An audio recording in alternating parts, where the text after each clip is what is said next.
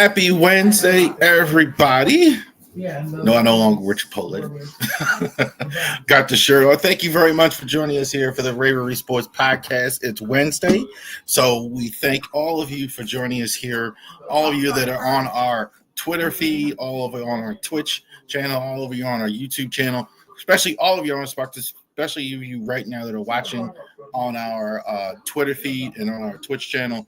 Definitely go subscribe to the YouTube channel right now. Go to subscribe to all of our Instagram, our LinkedIn, all of our platforms over there. So we're going to get over to 100 at each of our platforms. We're almost there. So we want to thank all of you that have joined and watched and everything like that. Our football, our baseball, our basketball. We're going to have this. We're going to talk Maryland basketball. Maryland basketball preview coming up October. Maryland starting at Coppin State in Baltimore. So the other school that's really near and dear to my heart. So we're definitely going to check that out there. Genesis Notary Services. If you know, you know. If you're in Winchester, Virginia, definitely. If you need wedding services notarized, if you need documents notarized, you need wedding services. I have wedding efficient license. I have all these pictures and all that stuff. We have all that in Winchester, so definitely check that out for you, Shenandoah Valley. See Charles Harris, we are Legal Shield. Definitely check that out there as well. If you Legal Shield, I'm telling you, it's a great value for you. All of you out there that are looking for legal services and everything, Legal Shield is a tremendous value for all of you out there. So definitely, lawyers cost a lot of money. You could save a lot of money by using Legal Shield with us as well. And our flagship, braverysports.company.site, and always check out every week our links to Fanatics as well. So we have jerseys all over for you guys. Well, it's a little different this week after a Ravens victory. So we definitely got that happening here. Ravens here were successful downtown Baltimore this week on Sunday. You see the final score, 41-17, Ravens over the Browns. This was, I got to say, though, I mean, not to complain too much about a victory that was so decisive. Like, this didn't look like a uber decisive victory like you would think. Like, this first half, the Ravens really didn't move the ball much at all in the first quarter. I thought the run game for the most part was anemic in this one. In the second half, I thought they was able to move it more than the Browns and actually wore down the defense a bit as well. And I do think that's what led to the victory. So it 41-17. Obviously it's impressive, but it's not as impressive as it looks. 41-17, even though you won by a wide margin. One of the greatest quarterbacks in Ravens history, Joe Flacco, on the other side.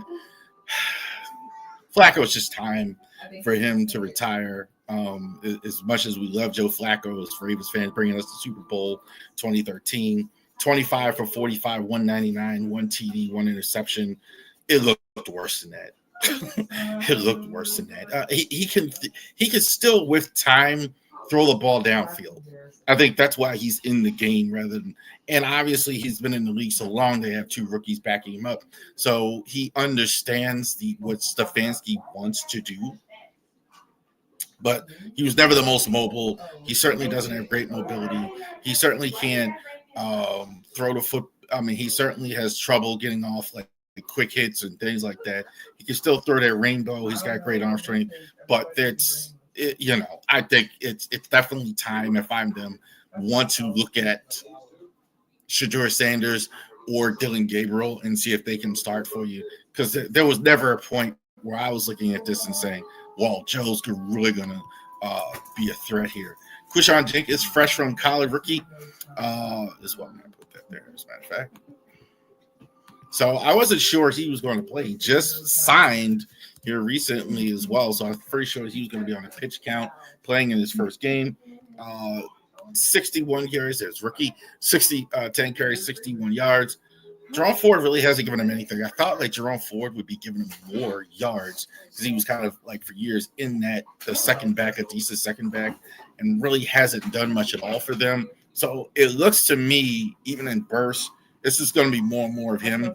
We'll see how that goes. They're going to need a run game as well. Line looked very shaky for them. Ravens defense really, really looks strong, but a team that used to be a strong line really looks shaky. Jerry Jeudy is their receiver. Like the rest of the receivers really didn't do anything at all. Judy is still going to give teams fits with that 50-50 ball. That's his whole deal. He doesn't have great speed. He's a decent route runner, but like put a body on him, you almost can't do it. Jerry Jeudy is going to fight for those, and that's pretty much what he got as well. He's going to be good in the red zone. But that's pretty much the guy who's going to be Joe Flacco. Myles Garrett was the bright spot as usual for the Browns. 1.5 sacks. I thought he was way more disruptive. They couldn't block him. They couldn't block him a lot of the game. I think because it got so decisive that was the only thing that kind of slowed him. This is why the Ravens offensive line continues to have issues because they can't block guys like Myles Garrett. They're off of their guards. Still, again, we're terrible. Overall, the offensive line was terrible. The Ravens, I'm talking about. Like it wasn't just Falele in this group, who wasn't good either. But I mean, I thought Rosengarten was lousy. I thought Ronnie Stanley. Most of that was because he was on. He was trying to block Myles Garrett.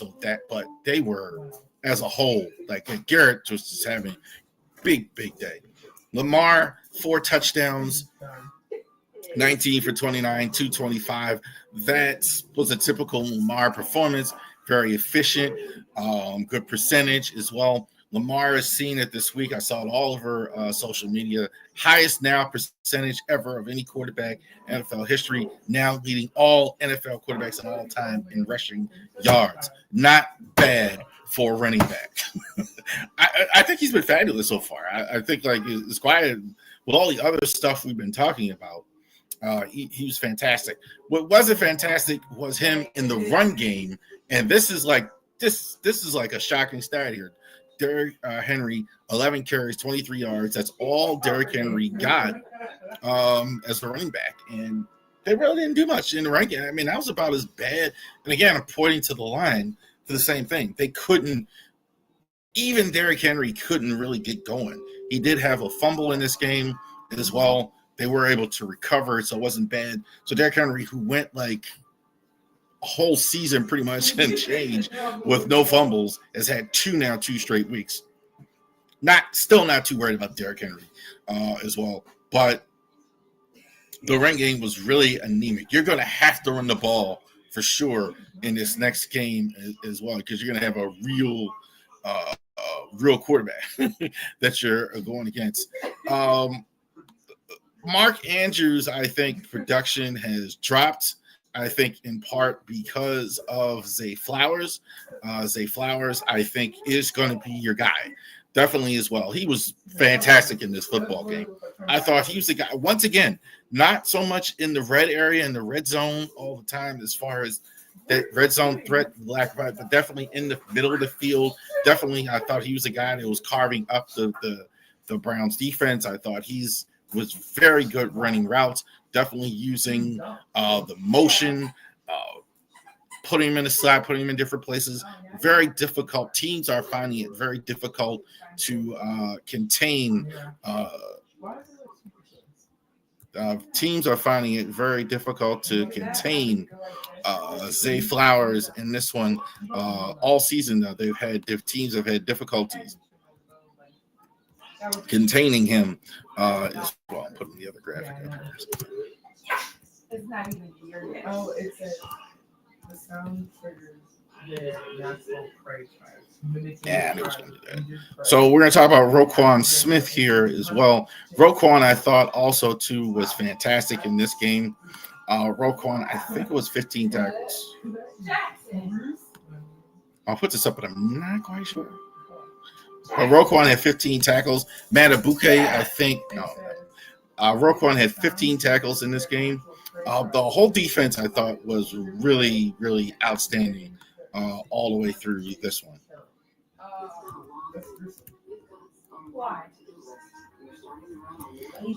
By and large, I think it was a good move.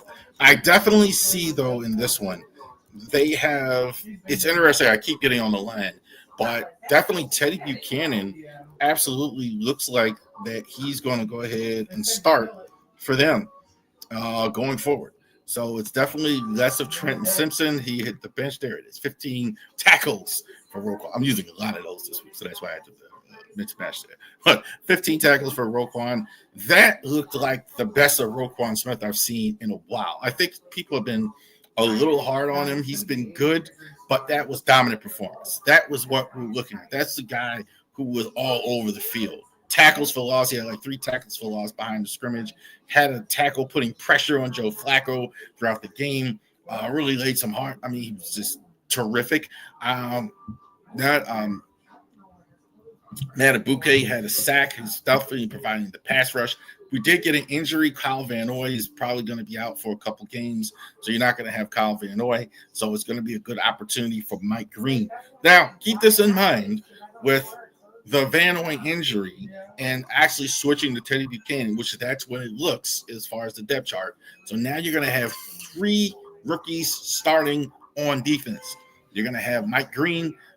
It hasn't come out yet, but it looks like you're going to have Mike Green if you're not going to have Van Noy, Teddy Buchanan, and Malachi Starks.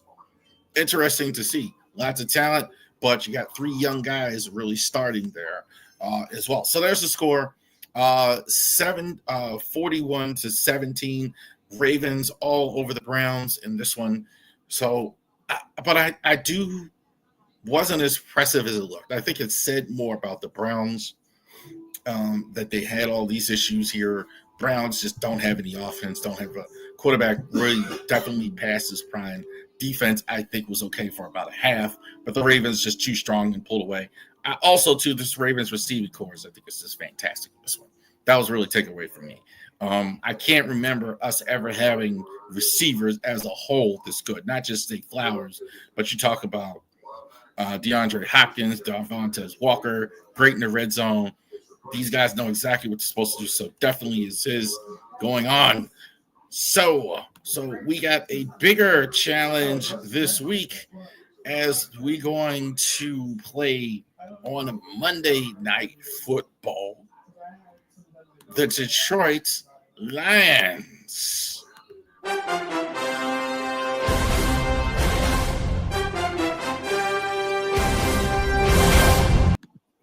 So Monday night theme there is the oldest time from the 70s and 80s, Monday Night Football, and we got the Ravens on Monday Night Football.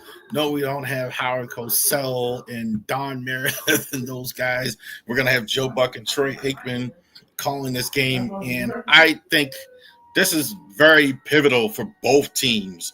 Both of these teams have a tough schedule. Both of these teams need this win. Ravens definitely going to Kansas City after this week, so very important here against the Lions. Jared Goff, I think, is a top 10 quarterback in the NFL for the Lions. 559 this year, 6 TDs to 1 interception. Very good in week 2. Ryan's offense was fantastic. 52 points, 50 burger from the Lions last week over the Bears. A lot of talk about the Bears. I think it's just crazy. But I thought the Lions really, really played well in this game on the offensive side. Their offense, I think, it's been underrated for the last few years. Jamar Gibbs, this is the year he's having. I think it's going to be more him now going forward. For a while, you had those 2 running backs, more of a tandem, David Montgomery and him. I think it's clear to me now the bigger slice of the cake is going to Gibbs. Absolutely. Definitely a guy runs out of the backfield, great speed, quickness. He's a guy, he hits that. Certain guys have that acceleration immediately. Like, that's the thing. You see, like Tyreek Hill, when I see Jamar Gibbs run, that's exactly what I see with him. Definitely that quick acceleration. Maybe one of the most underrated players in the entire NFL. Amon St. Brown, the best slot receiver, I think, in the league. He can definitely play all over. But off to a good start, 9 receptions, 115, 3 TDs for him as well.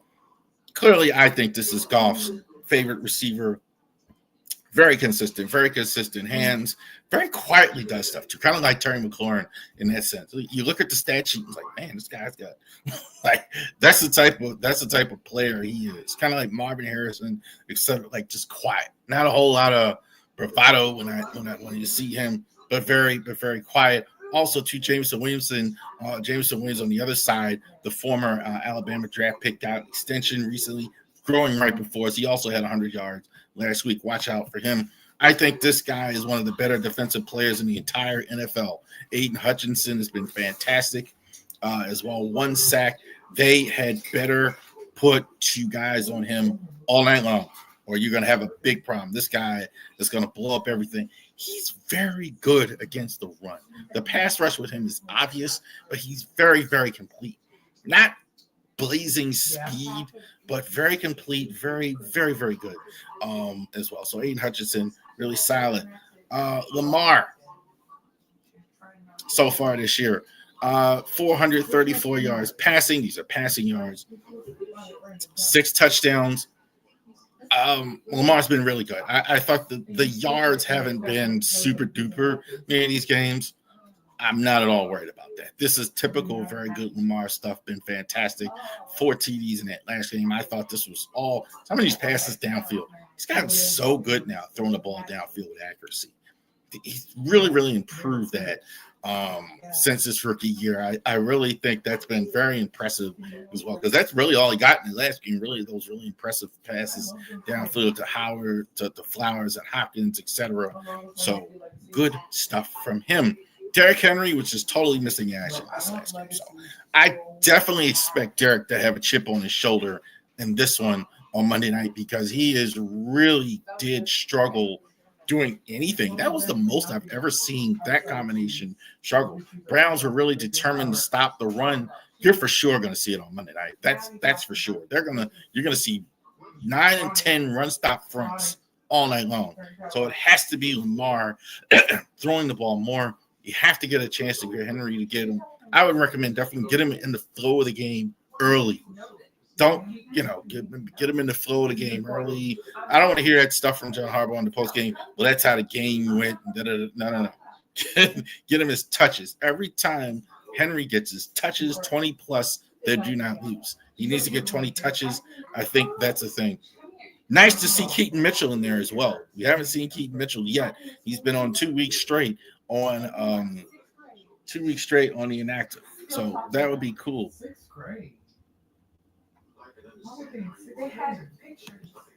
To go ahead and do that. Zay Flowers, I think, has been terrific for them so far this year.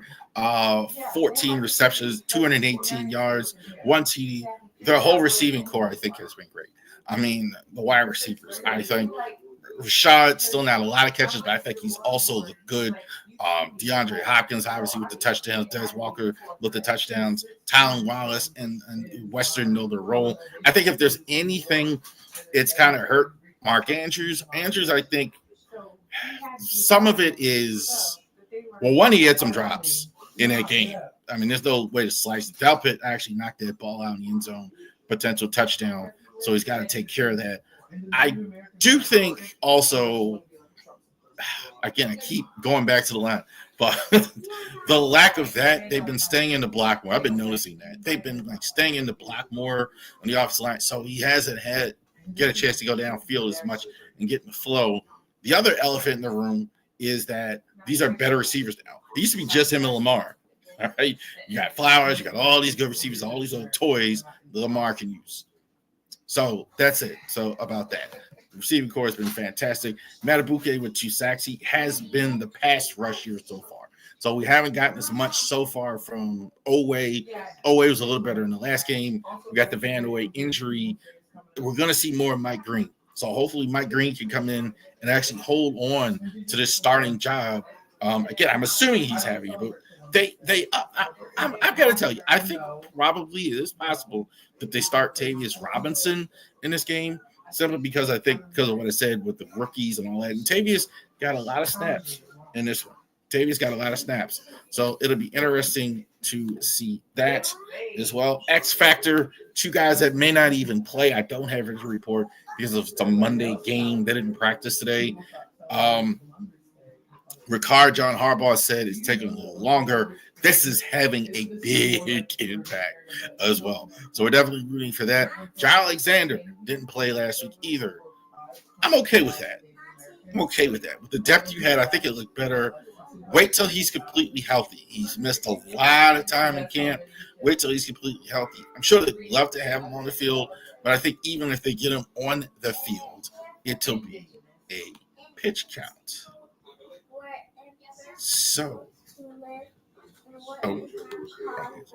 there you go. I was going to do that. So, there you go. Monday Night Football. So, we're going to have that. And Ravens are going to go ahead and play Monday Night Football against the Lions. Definitely after the game is over. We're going to be here. Instant reaction to that after the Monday night game, 8:15 on Monday night. ESPN is going to be going ahead and show that. Those of you can watch it there. And then after the game is over, we're going to be here chopping it up, talking about the Ravens and the Lions. Hopefully the Ravens with a 2-1 record. Okay, so let's move on to the next segment here, the Big Five. 5 biggest games on the schedule that are not Ravens games. 5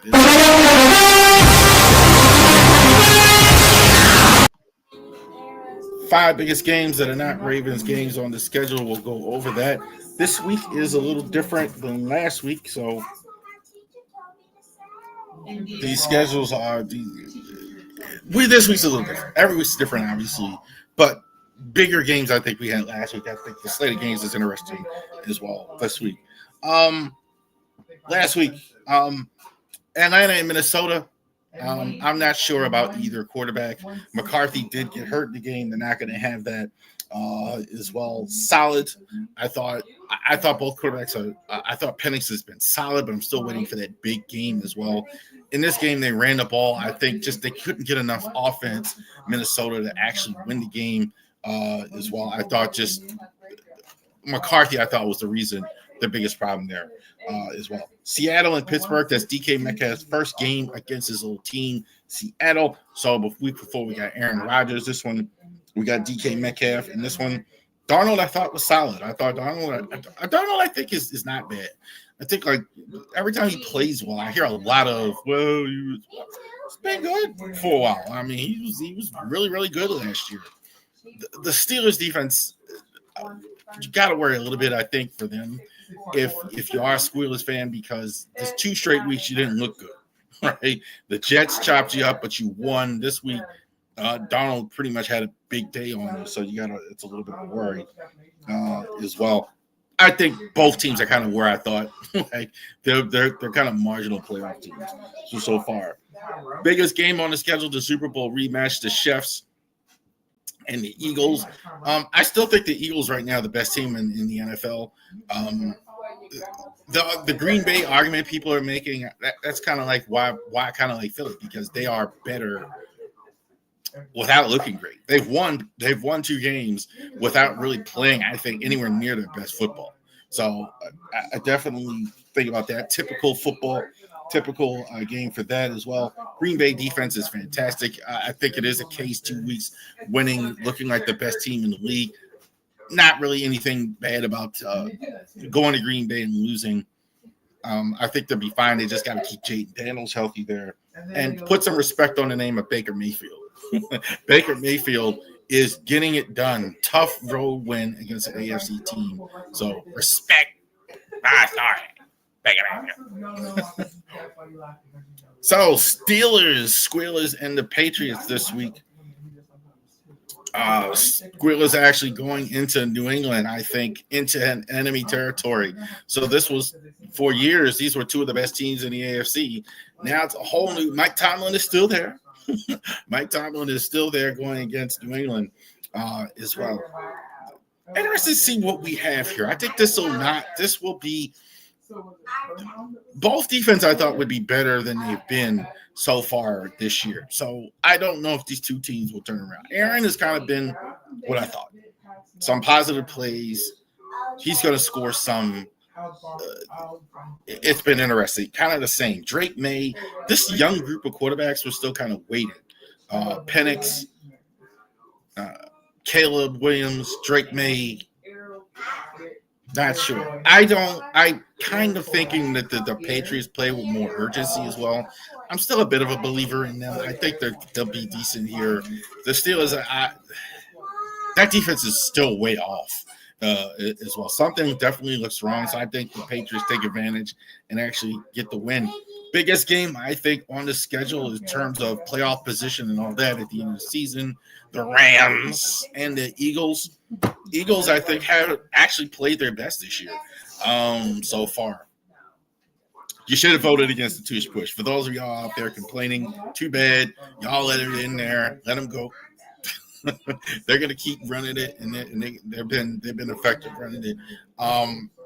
The Rams are always, to me, a tough out, I think, when you can beat them.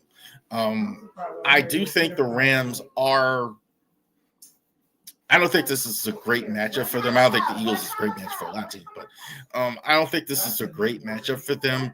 I do like the Rams' discipline as well. I think that's a good thing here as well. They are going to throw the ball downfield and score. I do think the Eagles' defense is kind of susceptible to actually taking the ball away from Stafford because they are going to get some opportunities. Their defense, I think, like some of the young guys, DeJean, etc. I do like the Eagles in this game. I think they score more too in this one. I don't think that this is like 10-5 or any that low scoring stuff. So I do like the Eagles in this one. Two backup quarterbacks going in this one. Joe Burrow. Now, a lot of people think he's going to be out for the majority of the regular season at this point. Maybe you get him in the playoffs if they're hoping if they can get to the playoffs. And the Vikings now, they're going to be out with J.J. McCarthy for the next few weeks. They're going to have Carson Wentz start for them. I don't know. It'll be interesting to see how this goes. Could this be a positive even for the Vikings? I kept thinking that. I know how people feel about Carson Wentz and all that, et cetera, but I don't know how much McCarthy was giving you. I don't know I don't think this is bad maybe for them. I mean, I think what they're thinking is, okay, you can get Carson Wentz and get him to play like Sam Darnold. Everything else is in place in Minnesota. They can run the ball. They have defense. I thought the defense looked good for most of the game Sunday night. So I do like the Vikings. The Browns, I think you can't lose Joe Burrow and it not matter. I don't think Browning is that bad though. They seem to win when he's in there. They win last week, so they're 2-0. I don't think they win this game. I thought honestly, with Joe Burrow, I think they might have. Had it been the starting quarterback, but with this, I got to go with Minnesota. Wentz with the more – I think Wentz possibly gives them more than they were getting. I don't know if this is bad for them. Broncos and the Chargers in this one. Chargers, maybe these are the two best teams in the AFC West. So we'll see how that goes. Broncos defense has been disappointing. I think we've all been thinking like maybe that this is one of the better defenses in the entire NFL. Not really been so here early. They've really kind of struggled here.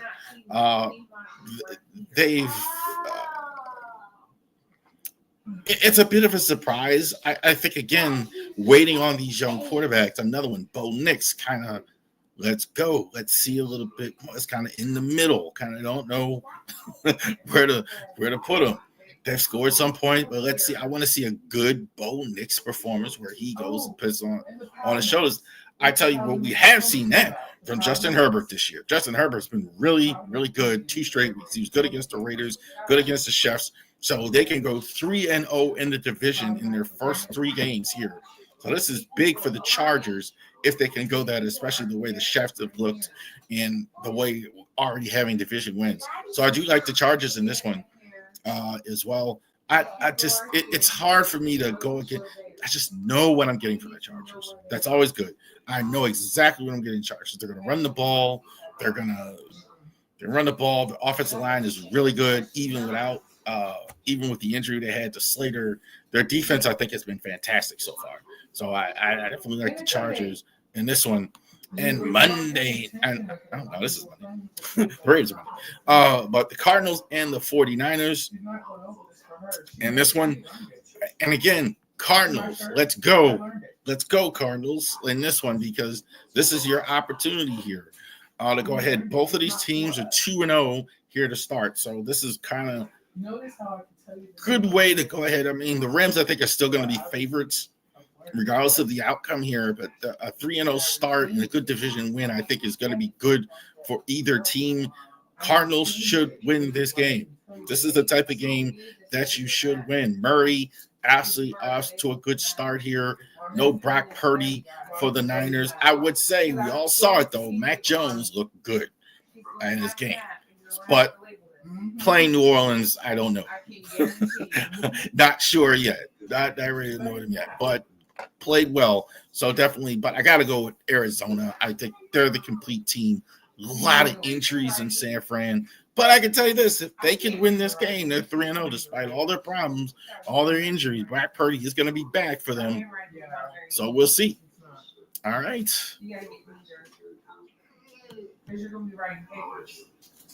There you go.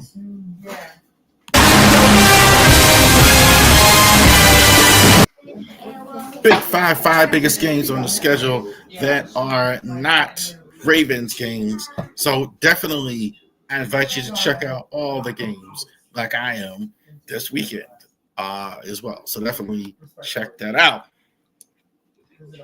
Not a lot to say about Towson and Maryland, 44-17. I didn't have much comment. I didn't even write about it after the game was over, 44-17. This one was over quick. This one was over 31-0 early. I think it was 31-0, 30-something the early. Malik Washington has looked good, really good all season long. So that's a thing where Malik has looked really strong. It's been a story. It's been a really good story that he's been this impressive here early in the season. I will say, too, the receiving core has surprised me. Octavian Smith finally broke out in this one. As like a lot of us thought at the beginning of the year, 103 yards, 4 catches, 1 big catch as well.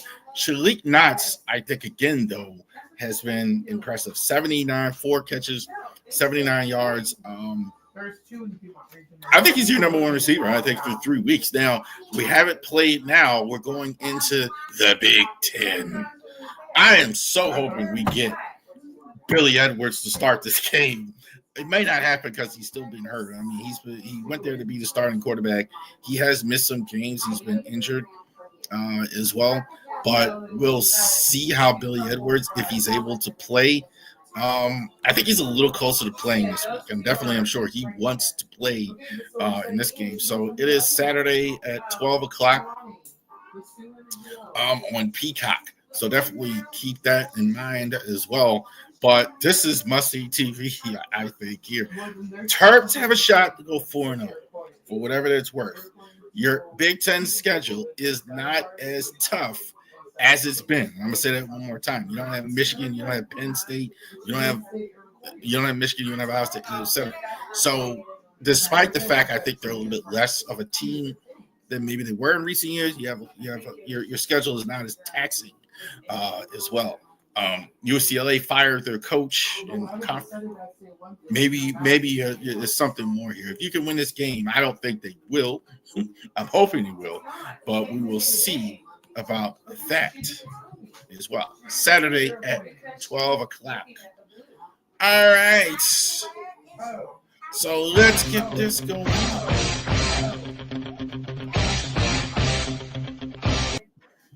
So we're playing the Rocky because it's a Contenders in the MLB. So you could be a contender. So let's take a little deeper dive this week in all of the teams in the MLB here as well. So let's go ahead and take a look at them this week. So we kind of last week we did our tiers. We kind of do that once we're getting towards the playoffs.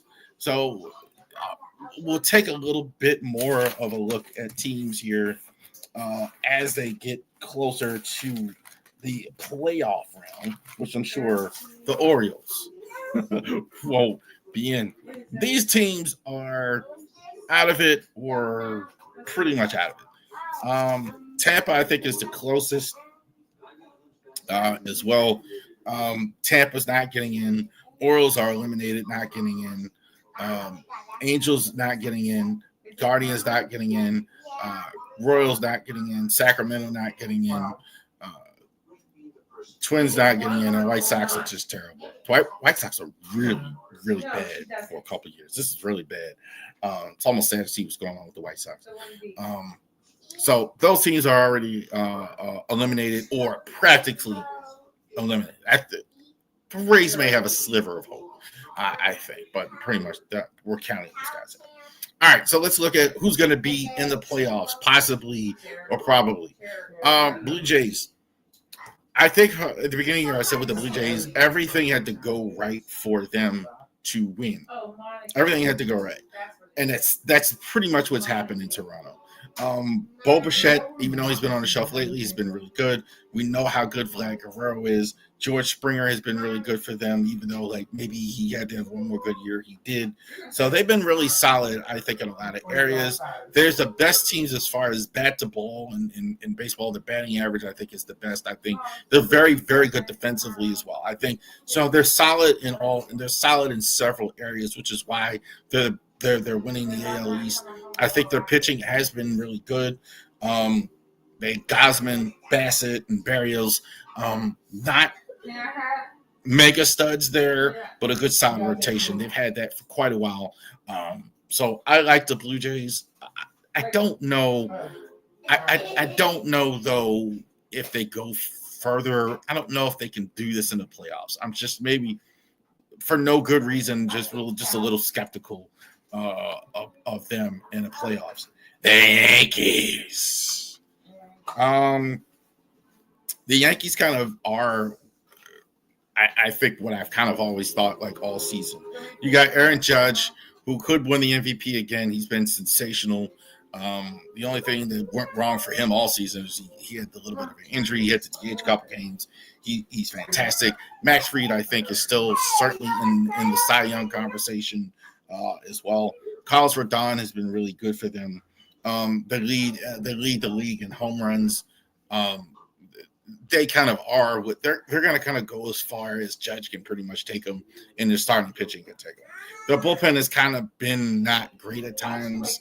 Defensively, I think better than I thought they were last year, but that's kind of why they don't win. They kind of don't when they don't win. I think that's kind of what it is. But the Yankees are right there. I think the Yankees are right there. They're definitely legitimate as far as winning World Series in contention. Red Sox. Not sure if they get in, but this is a much better Red Sox team. I think they definitely, as we've seen in recent years, they're getting a lot finally from Trevor Story. He's got like 20 plus home runs. So I think that has really mattered. They needed to get him going, get him off the shelf. So that's really helped. They traded away Devers, so you kind of figure, well, maybe they're giving up. But Duran, I think, is going to be a guy that they're building around. I think that's going to be very interesting to have Durant there as well. I think is he going to be the main guy? Alex Bregman has been really good for them as well this year. Garrett Crochet getting here, obviously bringing in Garrett Crochet has been fantastic for them. Bello and Giolito, I think in the rotation, I think are also have been solid. I think the big surprise for me is Aroldis Chapman, how good he's been. So like their bullpen has been fantastic with him on the back end. So I think that's probably been a surprise. So they do finish games when they're in them. I think their offense isn't super duper. I think they get in and can possibly do something. I've been pretty impressed with the Sox. I think the consistency in the regular season basically is a little bit to be desired, but I think they've been decent. Lot to like here, obviously, with Detroit Tigers. The pitching, obviously, we know Skubal, I think he's got to be in your top three pitchers, right? And depending on who you have as far as all of baseball. So he's been terrific for them. I do see some flaws. I mean, Riley Green's been really good for them. Torkelson and Gabriel Torres. I don't know if their offense is going to work to play. I think they're going to start pitching around Riley Green a little bit. I like to see them. It's a matter of teams, can they step up offensively in the playoffs? When you're in the playoffs, you're going against the best pitchers on the best teams. You're not going against what the nonsense the Orioles have been doing with rotate pitchers. You're going the best pitchers on the best team. So can you do that and all season long? So it'll be interesting to see. Their two top pitchers, Scooble and Mize, are fantastic. So that should be enough. Jack Flaherty, Will West is there. So they have some things there as well. Seattle Mariners. So this isn't your father's Mariners team like we've seen the last few years. The Mariners are a little different. For years, like they have the rotation, but they don't score. We have the rotation, but we don't score. Not the case anymore. They finally got Julio Rodriguez to come around. Cal Raleigh, I think, is certainly in the MVP conversation. J.P. Crawford is there. Randy Arenza, I think, has been outstanding for them coming over from Tampa a couple years ago. Their rotation is not nearly as good. So it's kind of fascinating. They get all this offense, but the rotation is not nearly as good. Brian Wu, I think, is fantastic, and I think Munoz is going to get – that's kind of the question. Can they return the rotation a little bit to what it was as well? Because they're scoring runs. They're scoring runs. They're going to hit on runs. They drive the ball, and they score. I'm more of a believer in the Mariners, too. I think they've been also to the playoffs before, so I do believe that. Rangers, I'm not sure they get in. There's the one thing I do like, obviously, they've won a world championship before. They have a great manager, Bucci. So I kind of feel like this is the team. If they get in the dance, they have a shot, right? They're not going to be overwhelmed by the moment or anything like that as well. I think the biggest problem with them is the fact that they just have had so many injuries during the course of the year. They haven't had Seager. Simeon's not the same.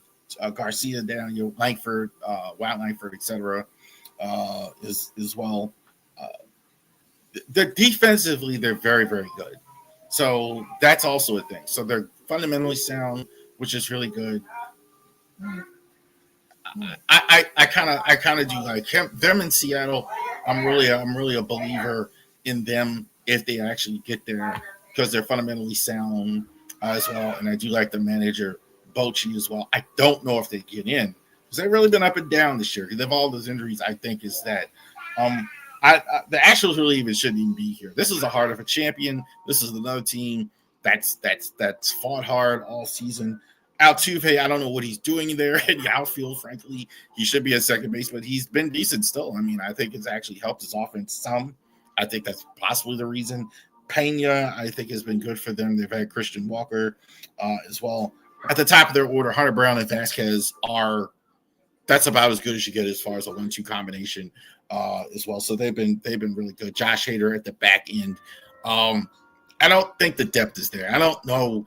I don't necessarily love this team in a 7-game series, even though they have experience. But I think I'm not sure there's enough bullets in the gun overall. But the ones they have are very good, if that makes sense. I don't think it's enough like the Yankees where you have a guy that can just carry you all the way through. You have a great pitching all the way through.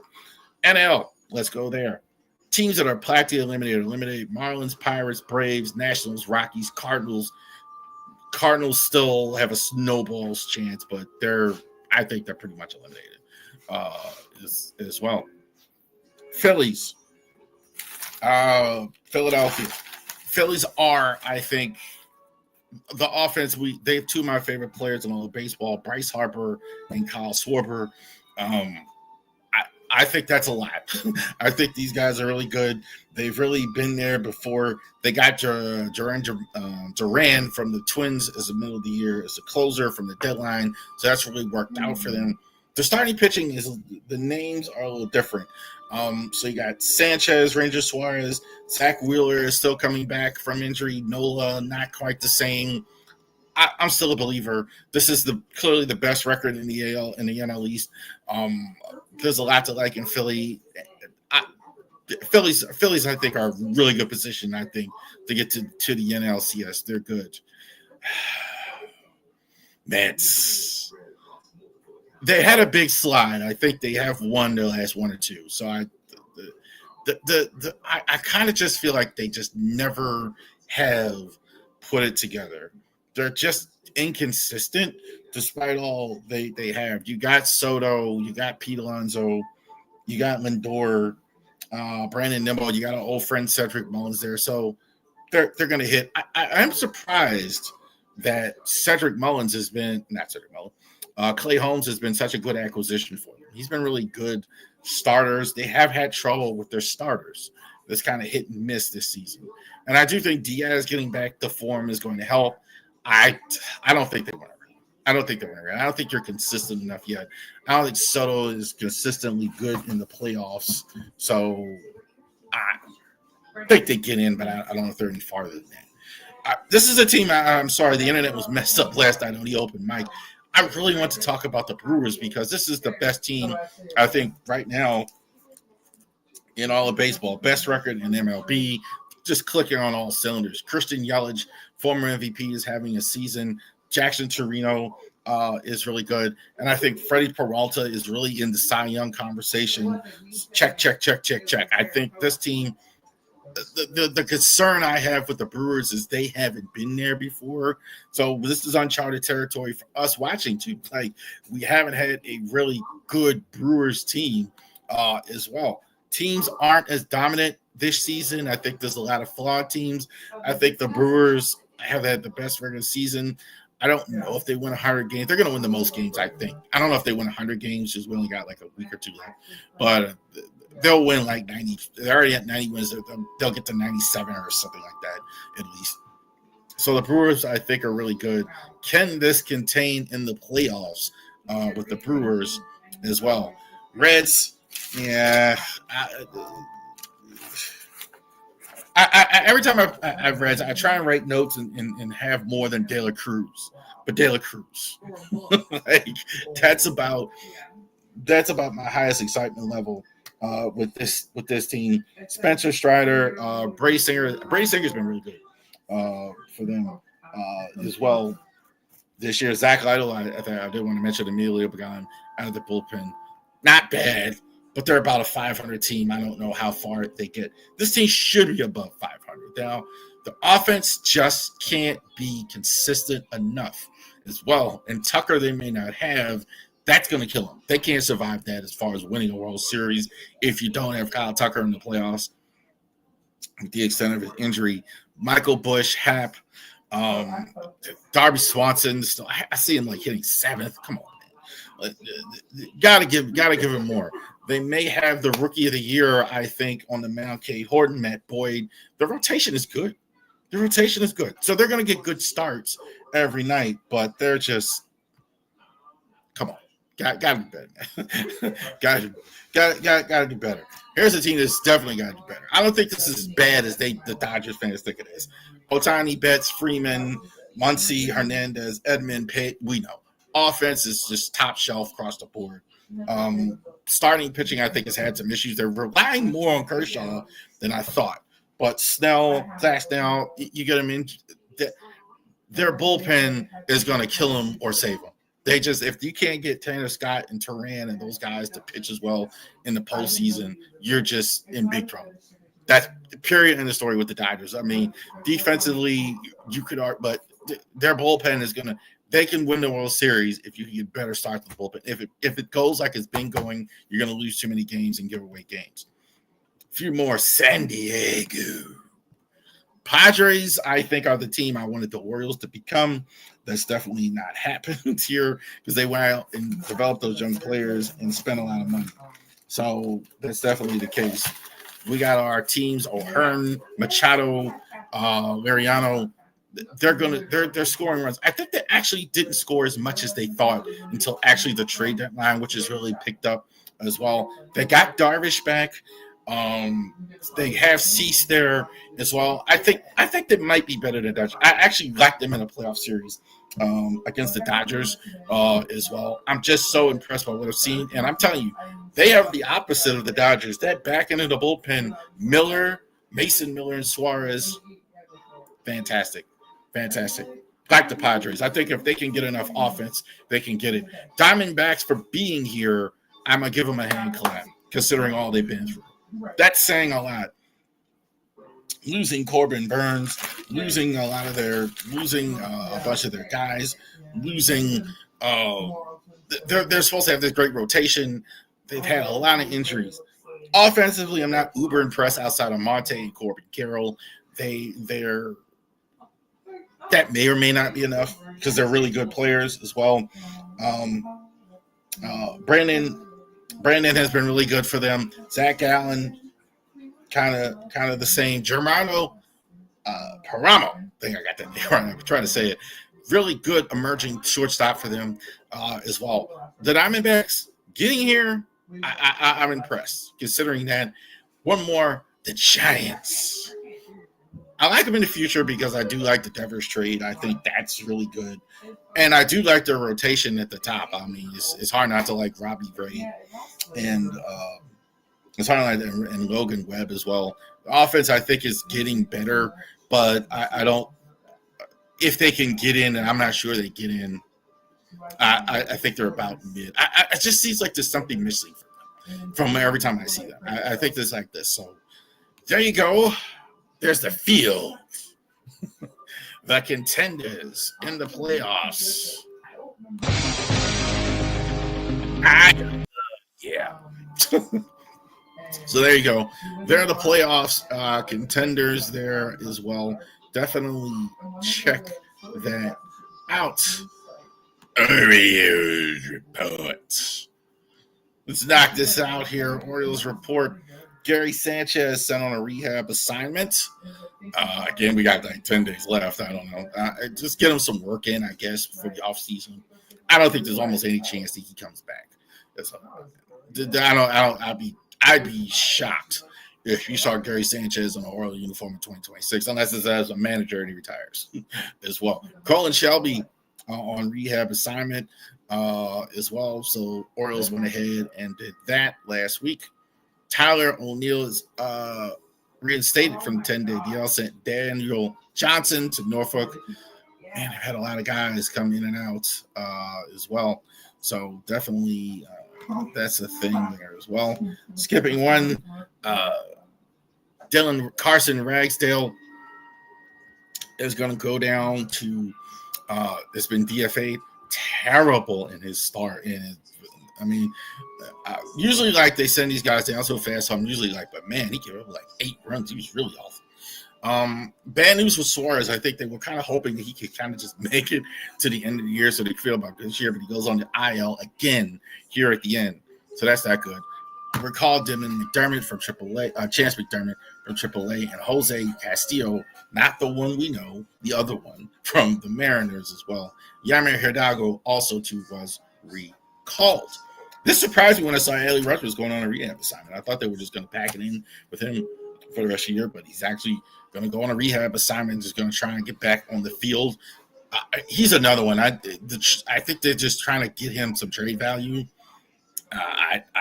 I'd be surprised. We'll go into that in the offseason. We're still in the season yet, but it'll be interesting to see what happens with Adley as well. Jordan Westberg is back. He was actually starting the last 2 games. Jose Castillo was activated as well.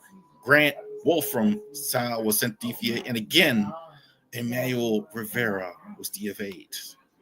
It's crazy. He's been up and down so many times. Like that's just wild. Keegan Aiken was good. He had 2 saves this week as well. Gunnar Henderson, I kind of put him in this category a couple times. He's been good, but not really driving the ball. Kobe Mayo had a solid week as well. Kobe Mayo's hitting for power. I've kind of noticed that with Basayo,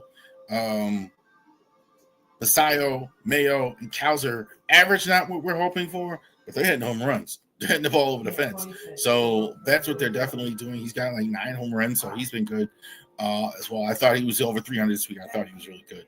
Jeremiah Jackson's finally cooled off. I think not good this week.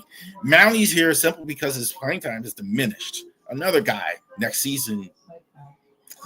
Yeah, like he's I don't even know if that's even the wrong thing, because if you're going to play Mayo and you want to take a good look at him, like somebody's got to sit. So the way Jeremiah Jackson's been hitting or whatever, Mounties, I think, kind of been I think it's definitely decreased. Yadier Cano, he's probably pitching his way off the roster next year as well. Yankees week. And my wife used to work downtown. It's like, are the Yankees in town? Are the Red Sox in town? There's going to be packed full of fans. They're going to make some money. We're getting catering. And so you got the Yankees this week. Also to the Tampa Bay Rays as well. The Yankees are definitely want to play the spoil with the Yankees, get them out of the playoffs, get them a worse playoff position. Tampa, a flickering hope to get in. I'm not sure there's enough time for them as well. Jackson Holiday making his case for most valuable Oriole. We'll see. I think it's him and Gunner for that. Jackson Holiday's scrolling right before us, down to team leader home runs with 17. Enjoy the Ravens game on Sunday. We'll be here after the game. Bravery Sports Podcast. We'll be happy to speak with all of you with everything. So thank you very much for joining us. Enjoy the rest of your week.